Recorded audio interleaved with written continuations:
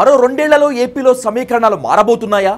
అత్యంత విశ్వసనీయ సమాచారం ప్రకారం 2027 నాటికి చంద్రబాబు నాయుడు భారత రాష్ట్రపతిగా వెళ్లి ఏపీకి లోకేష్ని ముఖ్యమంత్రిగా చేసే అవకాశాలు కనిపిస్తున్నాయి. రాజకీయ సమీకరణాలు మారుతున్న ప్రజల అభిప్రాయాలు, పార్టీ అవసరాలు వీటన్నింటినీ దృష్టిలో పెట్టుకుని తెలుగుదేశంలో నాయకత్వ మార్పు జరిగే సూచనలు క్లియర్ కట్గా కనిపిస్తున్నాయి. అన్ని అనుకున్నట్లు జరిగితే 2027లో చంద్రబాబు నాయుడు ఎన్డీఏ సర్కార్ సహకారంతో రాష్ట్రపతిగా వెళ్లే అవకాశాలు ఉన్నాయి. ఇప్పటికే దీనికి సంబంధించి ప్రధాని మోదీ, హోంమంత్రి అమిత్ షాతో ప్రాథమికంగా చర్చలు జరిపారు లోకేష్ చంద్రబాబు.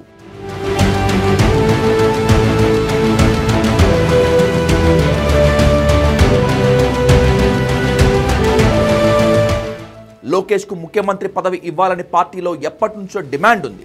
అంతేకాదు, అవసరాన్ని బట్టి ఈ టర్మ్లో లోకేష్ని ముఖ్యమంత్రిని చేయాలని కూడా చంద్రబాబు సతీమణి భువనేశ్వరి పట్టుబడుతున్నారు. పార్టీలో ఓ వర్గం, ముఖ్యంగా యూత్ వింగ్ లీడర్స్ ఎప్పటి నుంచో లోకేష్ను సీఎం చేయాలని కూడా కోరుతున్నారు. అంతేకాదు, 2018లో తెలంగాణలో రెండవసారి ముఖ్యమంత్రి అయిన కేసీఆర్ ఓ రెండేళ్లకు కేటీఆర్ని సీఎం చేసి ఉంటే ఫలితం మరో రకంగా ఉండేదని, 2023 వరకు ఆయనే సీఎంగా కొనసాగి కేటీఆర్కి ఆ పదవి ఇవ్వకుండా ఉండటం వల్లే కేటీఆర్ ఎప్పటికీ సీఎం అవుతాడో తెలియని పరిస్థితి వచ్చిందని పార్టీలోనూ ఇంట్లోనూ డిస్కషన్ నడుస్తోంది. అటువంటి పరిస్థితి లోకేష్కి రాకుండా ఉండాలి అంటే 2027లోనే అతన్ని సీఎం చేయటం మంచిదనే అభిప్రాయం వస్తోంది. అందుకు అనుగుణంగానే 2014 నుంచి 19 వరకు మంత్రిగా, మళ్ళీ ఇప్పుడు 2024 నుంచి లోకేష్ మంత్రిగానే వ్యవహరిస్తున్నారు. 2024 ఎన్నికలు పూర్తిగా లోకేష్ కనుసన్నల్లోనే జరిగాయి. రాబోయే రోజుల్లో సీఎంగా కూర్చోవడానికి కావాల్సిన 10 ఏళ్ల అనుభవాన్ని దాదాపు లోకేష్ సంపాదించగలిగారు. తెలుగుదేశం పార్టీపై ఆయన పూర్తి పట్టు సాధించగలిగారు. సంస్థాగతంగా పార్టీలో చాలా మార్పులు తీసుకొచ్చారు. పార్టీలో ఆయనకంటూ ఓ సొంత టీం కూడా ఏర్పడింది. అంతేకాదు, పొలిటికల్గా లోకేష్లో ఇప్పుడు చాలా పరిణతి కనిపిస్తోంది. పవన్ కళ్యాణ్ పెద్దగా పుంజుకోకపోవడంతో వైసీపీ అధినేత జగన్కు రాబోయే రోజుల్లో లోకేష్ మాత్రమే నేత అనే అభిప్రాయం కూడా జనంలో ఉంది. ఇక అడ్మినిస్ట్రేషన్ విషయానికి వస్తే ఒక రకంగా ఇప్పుడు ఏపీలో లోకేష్ డిఫాక్ట్ చీఫ్ మినిస్టర్గానే ఉన్నారు. అన్ని శాఖలపైన అతనికి పట్టు వచ్చింది. క్యాబినెట్లో కూడా సీఎంగా చంద్రబాబు కూర్చున్నప్పటికీ అనధికార నిర్ణయం అంతా లోకేష్దేనని అందరికీ తెలిసిందే. ఇదంతా ముఖ్యమంత్రి కుర్చీలో కూర్చునే ముందు ఓ బేసిక్ ట్రైనింగ్లా లోకేష్ తర్ఫీదు పొందినట్లు అయింది.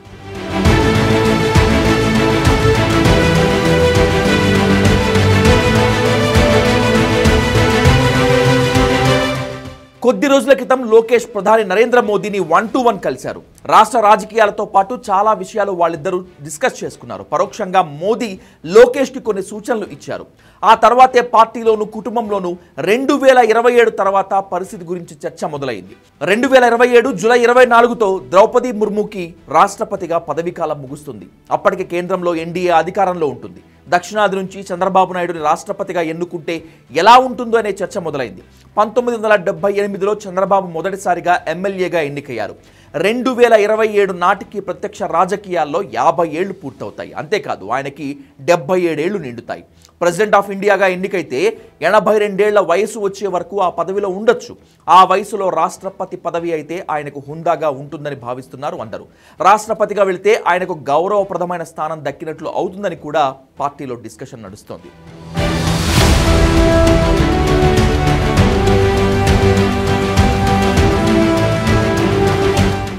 చంద్రబాబు 2027 నాటికి రాష్ట్రపతిగా వెళ్లి లోకేష్కి పార్టీ అధ్యక్షుడిగా, ముఖ్యమంత్రిగా బాధ్యతలు చెప్తే 2029 అసెంబ్లీ, లోక్సభ ఎన్నికలకు టీడీపీ నాయకత్వం బరిలోకి దిగాల్సి ఉంటుంది. ఏ రకంగా చూసినా ఇది అన్ని రకాలుగా సంయోచితమైన నిర్ణయం అని అందరూ అంటున్నారు. ప్రధాని నరేంద్ర మోదీ కూడా ఈ ప్రతిపాదనకు ఆమోదించినట్లు సమాచారం. ఎందుకో ఇటీవలి కాలంలో చంద్రబాబు వ్యవహార శైలిలో మార్పు వచ్చింది. ఆయన పూర్వంలా రిజర్వ్డ్గా ఉండకుండా జనంలో విపరీతంగా కలుస్తున్నారు. తన సహజ శైలికి భిన్నంగా చొచ్చుకుపోతున్నారు. ఇదంతా రాష్ట్రపతి పదవికి జనం ఆమోదం కోసం చంద్రబాబు ప్రిపరేషన్ అని కూడా కొందరు అంటున్నారు. మొత్తం మీద అన్నీ అనుకున్నట్లు జరిగితే 2027కి లోకేష్కి సీఎంగా బాధ్యతలు అప్పజెప్పి చంద్రబాబు రాష్ట్రపతిగా వెళ్లే అవకాశం ఖచ్చితంగా ఉంది.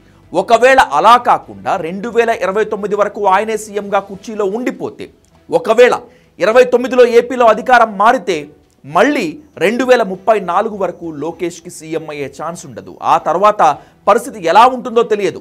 అందువల్ల పార్టీని, ప్రభుత్వాన్ని దృష్టిలో పెట్టుకొని లోకేష్ భవిష్యత్తును కూడా అంచనా వేసి ఆయన్ని సీఎం చేసేస్తే మంచిదని టీడీపీలో ఎక్కువ మంది అభిప్రాయపడుతున్నారు.